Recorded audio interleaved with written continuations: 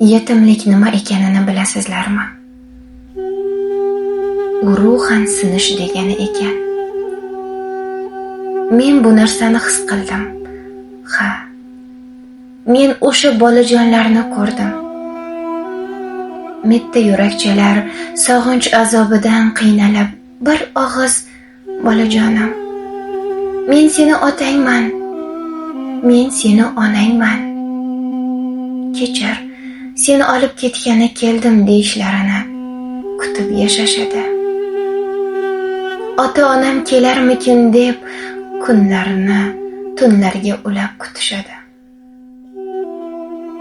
Ularning ham dunyolarcha orzulari bor edi. Men ularni ko'zlarida iztirobni ko'rdim. Oddiy bolalar kulishni ham, yig'lashni ham biladigan. Lekin ularning ko'zida bir narsa bor. Boshqalarnikidan farq qiladigan kutish bor. Bu oddiy kutish emas. O'yinchoq yoki shirinlik kutish emas. Bu mehr kutish. Men ularning yonida o'tirib gaplashkim keladi, ammo meni bardoshim yetmaydi. Ular mitti qo'lchalari, ma'yus nigohlari, g'amgin ko'zlari bilan menga qaraganda xuddiki ota-onamni topib bering deyayotgandek bo'ladi. Men mana shu savolga nima deb javob beraman? Bolakaylar beg'ubor, beozor o'ynashadi, kulishadi, ammo baribir kutishadi, sog'inishadi. Va mana shunday har kunlari sog'inch azobi bilan o'tadi. Men chetdan jim kuzatib turaverdim. Bir bolakay arg'imchoq uchayotgan edi. Birdan salgina yiqilib oyoqchasi lat yedi. Oyijon deb baqirib ketdi. Qani edi uning onasi eshitsa? Yoniga yana biri keldi-da, yig'lama do'stim, axir bizni onamiz yo'q-ku deya unga taskin berib, yetaklab ichkariga olib kirib ketdi. Bu holatdan kim ham ta'sirlanib yig'lamasdi? Bolajonlarga rahmim keldi. Aslida ularga emas, ularning ota-onalariga rahmim keldi. Ayrimlar farzandsizlikdan azob chekib, tunu kun Allohga nola qiladi. Tirnoqqa zor, millionlab dori-darmonga pul sarf qiladi. Mening ortimdan naslimni davom ettiradigan farzandim bo'lsin deb yillab kutadi.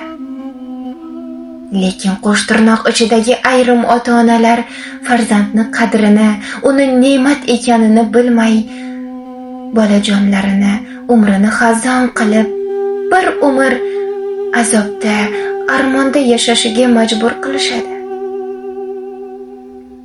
Ey ota-onalar, bilasizmi? Siz tashlab ketgan bola shunchaki bola emas. U yuragi erta singan inson. U hali juda kichkina, lekin ichida katta og'riq ko'tarib yuradi. Siz esa balki bir kunlik qaror bilan butun umrga yara qoldirasiz. Siz uchun bu bir qaror balki majburiyat, balki qochish yo'lidir, lekin u bolajonlar uchun bu butun hayot edi-ku. Nahotki u bolajonlar bu dunyoga mana shu shafqatsiz dunyo ekan degan shubha bilan yashashini, bir umr kutib sog'inch azobida yashashi uchun dunyoga keltirgansiz. Ey ota-onalar, farzandingizni tashlab ketmang. Qanday qiyin bo'lmasin, qanday og'ir, mashaqqatli bo'lmasin, uni tashlab ketmang. U sizdan faqat bitta narsa kutadi, xolos. U qimmatli narsa emas. Faqat e'tibor, mehr kutadi sizdan. Unga boylik kerak emas, hashamat ham kerak emas. Unga faqat va faqat siz keraksiz. Bir kun keladiki, siz ham qarib qolasiz. Yoningizda kim bo'ladi? Siz mehr bermagan sizga mehr bera oladimi? Yoki u ham siz kabi yolg'izlikni tanlaydimi? Bugun hali vaqt bor. Hali farzandingiz sizni kutyapti, eshik tomonga qarab. Butun vujudi, yuragi bilan sizga talpinib, sizni kutyapti. Iltimos, ularni kutishga majbur qilmang. Chunki ba'zi kutishlar umr bo'yi tugamaydi.